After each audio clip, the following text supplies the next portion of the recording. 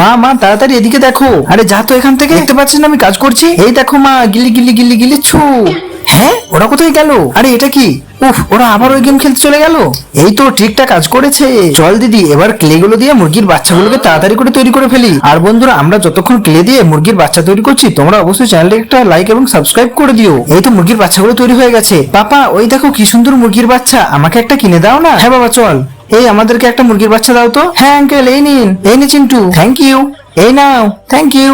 এবার পিনাট গুলোকে এখানে ছড়িয়ে দিই। আরে এখানে তো পিনাট পড়ে আছে, তার মানে রাজু চম্পা ওদিকেই গেছে। যে দেখি তো, কই দেখি তো। আরে এটা কি? এটা তো সেই মিনার গাছটা। ছোটবেলায় মিনা তো এই গাছটাতে প্রমিস করেছিল আমাকে। মা, আমি চাই যে তুমি সবসময় সুস্থ থাকো, আর আমি যেন বড় হয়ে তোমার খুব সেবা করতে পারি। আরে এগুলো কি?